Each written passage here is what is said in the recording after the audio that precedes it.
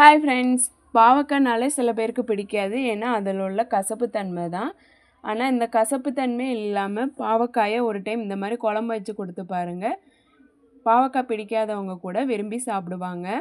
அதுக்கு பாவக்காயை வாஷ் பண்ணி தின்னாக கட் பண்ணி எடுத்துக்கிறேன். இந்த பாவக்காயை நல்லெண்ணெய் சேர்த்து லோ ஃப்ளேமில் வச்சு வதக்கி எடுத்துக்கிறேன். இதோட கொஞ்சம் உப்பு சேர்த்துக்கிறேன். பாவக்காய் இந்த அளவுக்கு வதங்கினதும் இதை ஒரு பிளேட்டில் எடுத்து வச்சுக்கிறேன். இதுக்கு அதிகமாக சின்ன வெங்காயம் சேர்க்கணும். சின்ன வெங்காயம் தான் இந்த கசப்பு தன்மை இல்லாமல் இருக்கும்.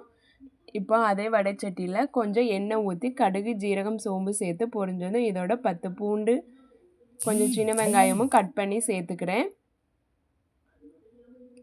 கொஞ்சம் சின்ன வெங்காயத்தை மிக்சியில் அடித்து அதையும் சேர்த்து வதக்கிக்கிறேன். வெங்காயம் நல்லா வதங்கினதும் இதோட 2 தக்காளியை அரைச்சி எடுத்து வச்சுருக்கிறேன். அதையும் சேர்த்து மிக்ஸ் பண்ணிக்கிறேன். கொஞ்சம் உப்பு, மஞ்சத்தூள் சேர்த்துக்கிறேன். தக்காளி நல்லா வதங்கினதும் இதோட 1/2 ஸ்பூன் மிளகாத்தூள், 1 ஸ்பூன் தனியாத்தூள், 3 ஸ்பூன் குழம்பு மிளகாய்த்தூள் சேர்த்து மிக்ஸ் பண்ணி விட்டுக்கிறேன்.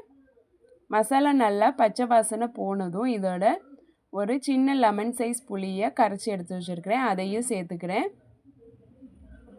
இதோட தேவையான அளவு தண்ணியும் சேர்த்து நல்லா கொதிக்க விடுறேன். ஒரு 5 மினிட்ஸ் கொதித்ததும் இதோட வதக்கி வச்சுருக்கிற பாவக்காயும் சேர்த்துக்கிறேன். பாவக்காய் இந்த மசாலாவிலே ஒரு 10 நிமிஷம் நல்லா வேகணும். பாவக்காய் நல்லா வெந்ததும் இதோட ஒரு சின்ன துண்டு வெல்லமும் கொஞ்சம் மல்லி இலையும் தூவி இறக்குனா சூப்பரான பாவக்காய் குழம்பு ரெடி. இதில் கசப்பே தெரியாது. அதனால் எல்லோரும் விரும்பி சாப்பிடுவாங்க. நீங்களும் செஞ்சு பாருங்கள். தேங்க்யூ.